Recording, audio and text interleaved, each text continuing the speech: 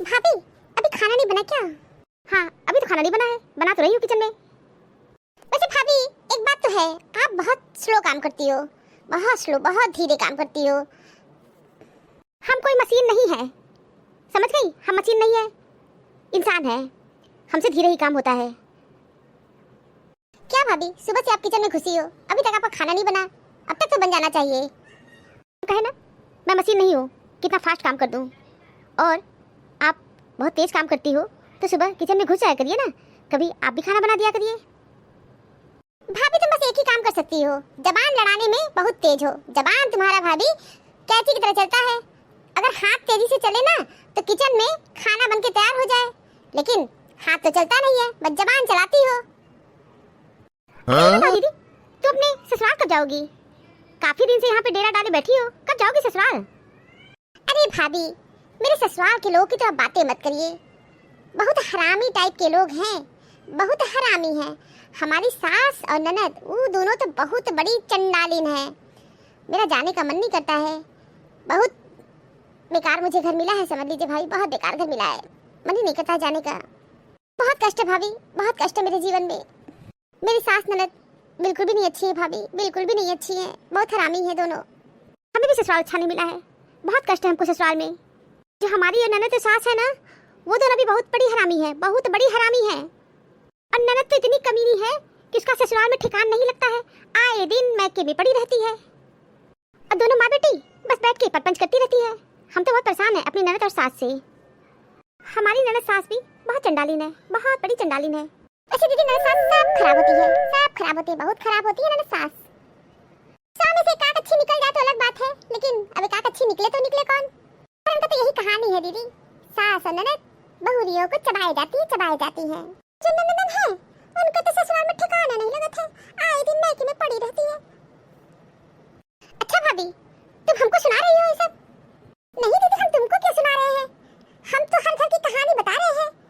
ये हर घर की कहानी है, ये हर ननद सास की कहानी है, हर ननद सास की बातें हैं कि सास और नंदे बहुत हरामी होती है। आप तो कही हो, हम कुछ तो नहीं कह रहे हैं। अब गई मंथरा, सास से लगा लो, जान लगा लो, वो भी जो बोलेंगी ना तुमको भी छोड़ेंगे नहीं। बिटिया का प्रेम जो सर पे चढ़ के बोल रहा है ना, आज हम भी छोड़ेंगे नहीं उनको। अरे सुबह सुबह खोपड़ी खाने के लिए अच्छा खासा किचन में घुस के खाना बना रहे थे। भाभी भी खाना बना के नहीं बना, अरे भाभी मशीन नहीं है, कितना जल्दी खाना बन जाएगा।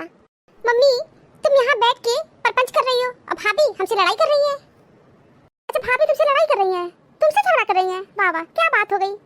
क्या रानी ये बताओ तुम कौन सी सीधी सादी सती सावित्री हो, ये बताओ जरा। मम्मी तुम्हारी बुद्धि भ्रष्ट हो गई है और तुम बहू के प्रेम में पागल हो गई हो, अपनी बिटिया का पक्ष तो लेना जानती ही नहीं हो।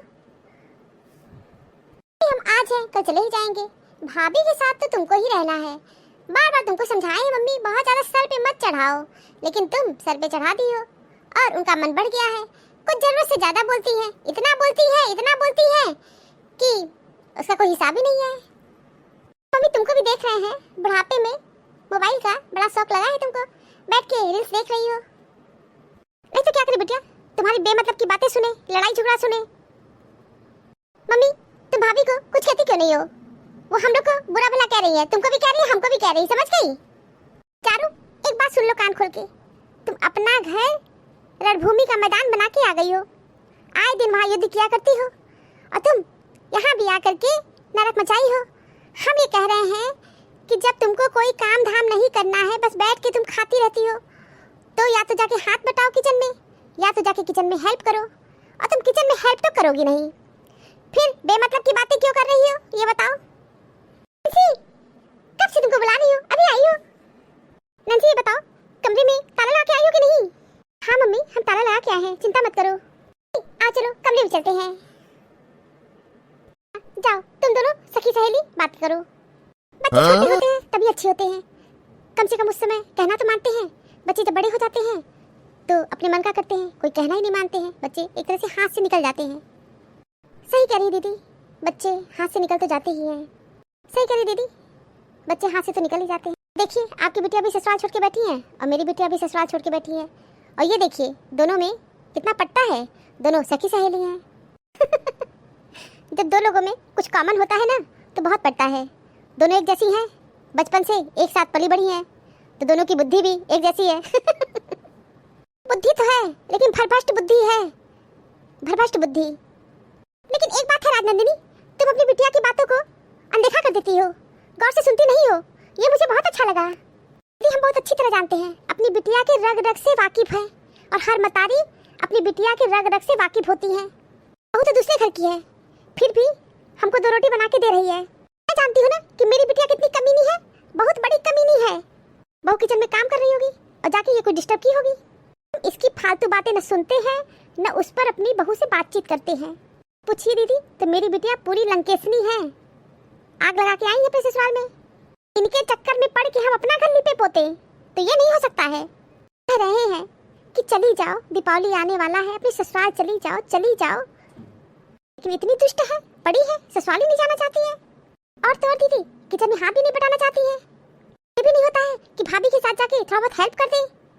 बैठ के बस भोजन ठूस रही है, अभी कह दो तो बुरा मान जाएंगी। देखिए किस तरह चमक चमक के बात कर रही थी। हाँ ये लक्षण तो हमको चारू के नहीं अच्छे लगे हैं, लेकिन अब शुरू से आदत पड़ी है, वैसे ही बोलती है। समय के साथ लोगों में सुधार आ जाता है। अब मेरी बिटिया कोई बच्ची नहीं है, शादीशुदा है, गंभीरता आना चाहिए, लेकिन उस वक्ता भरा है। इसमें बैलान बैलान बातें करेंगी, पढ़ी लिखी है ना, ऐसी बातें करनी चाहिए। मेरी भी नैन्सी बोली कि मम्मी हम दीपावली में यही रुकेंगे। मैं बोल दी कि नहीं, दीपावली पे अपने ससुराल जाओगी तुम, 1 सप्ताह यहाँ रह लो। 1 सप्ताह से ज़्यादा हम नैन्सी को नहीं रहने देंगे। फिर हमारी नैन्सी भी शुरू की, मम्मी हमारी ननद सास बहुत खराब है। उसी समय पलट के कह दिए, अम्मा तुम कौन सी बहुत अच्छी हो, तुम बहुत अच्छी हो। पलट के मेरी लड़की जवाब दे रही है, मम्मी मेरी बात मत करो। बिटिया मोहल्ले के लोगों की बात करें, रिश्तेदारों के लोगों की बात करें, तुम्हारी बातें क्यों नहीं करेंगे, तुम्हारी ही बात करेंगे। तुम्हारी नस खराब है तो तुम उनसे भी ज्यादा खराब हो। चुप हो गई, अब अपनी करुण कहानी हमको नहीं सुनाती है। हम एक चीज बता दें आपको, कुछ मामले में बहुत कड़े हैं, लेकिन हम आपको देखते हैं, हमेशा फोन करती रहती हैं। हम तो आपको बस यही सलाह देंगे कि अपनी बिटिया को कम फोन किया करिए। हाँ ये सही कह रही है, ये गलती तो हम करते ही हैं। अब हम बात कम करेंगे, मिनी को तो हम ही सुधारेंगे। इतना खोपड़ी मत चढ़ाइए, क्योंकि ससुराल में एडजस्टमेंट करना चाहिए। हम लोग के घर में जो बहुरिया है वो भी तो एडजस्टमेंट कर रही है ना, हम लोग को खाना बना के दे रही है। तो मेरी लड़कियां, हमारे घर की लड़कियां अपने ससुराल में जाके खाना नहीं बनाएंगी, क्यों नहीं बनाएंगी। राजनंदिनी हम तो तुमसे कहेंगे, तुम भी दीपावली से पहले अपनी बिटिया को भेज दो ससुराल। हाँ दीदी चाह तो रहे हैं हम, लेकिन भाई और बाप का प्रेम कुछ ज्यादा ही छचा जाता है। कुछ लड़कियां बहुत कलाकारीन होती हैं। अगर माँ कड़ी है तो बाप और भाई के पास जाके रोना रोती है। मेरी बिटिया भी बहुत बड़ी कलाकारीन है, भाई के पास जाके अपना दुखड़ा लेके बैठ जाएगी और अपने पिता के पास। दोनों लोग कह दिए हैं, एक जन को बहन प्रेम जागा है और एक लोग को पिता है, पिता प्रेम जागा है। तो बोल दिए मेरी बिटिया सही है, वो भी कह रहे हैं मेरी बहन सही है, ससुराल वाले लोग अच्छे नहीं हैं। हम तो सच पूछिए दीदी इन दोनों लोग की वजह से परेशान हैं। ये दोनों सुधर जाए ना तो अपनी बिटिया को एक दिन में सुधार दें। ये बात तो है दीदी कि मेरी बिटिया कितना भी हाथ पैर मार ले, हम अपनी बिटिया के चक्कर में बिल्कुल नहीं पड़ते हैं और हम अपनी बहू की शिकायत नहीं सुनते हैं, क्योंकि मुझे पता है मेरी बहू बहुत अच्छी है। कि मेरी बिटिया की तरह आए दिन भाग भाग के मैं क्या तो नहीं चाहती है। राजनंदिनी ये तुम बहुत अच्छा काम करती हो। दीदी गलत बात का मैं सपोर्ट नहीं कर सकती, और दीदी हमेशा कोशिश करनी चाहिए कि सच के साथ रहें, और हम हमेशा सच के साथ रहते हैं। आंटी जी प्रणाम, खुश रहो। मम्मी जी मैं ये पूछने आई हूँ कि आप लोग कॉफी पियेंगी या चाय? कॉफी बना दो। मम्मी जी दीदी लोग से पूछ लीजिए उन लोग को कॉफी चाहिए या चाय। उन लोग के लिए कुछ बनाने की जरूरत नहीं है, वो लोग दोनों बैठ के पंचायत कर रही है।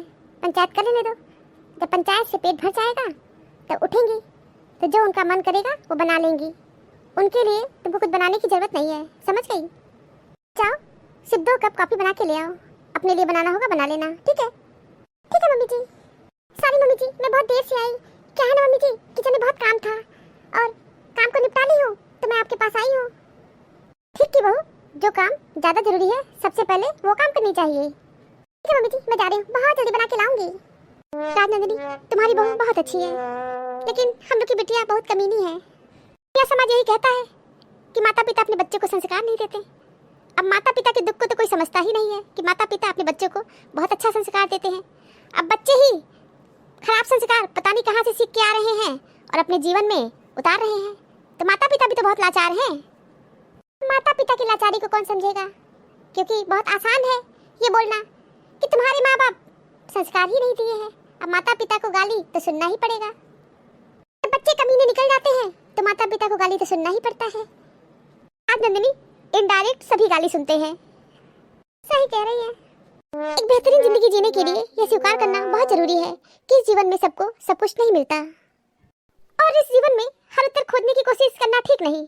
समय के साथ अपने जवाब मिल जाएंगे, क्योंकि जब तक हमें जवाब मिलते हैं तब तक जिंदगी हमारी सवाल बदल देती है। Thank you for watching this video. Video अच्छी लगी हो तो लाइक और शेयर करना ना भूलें।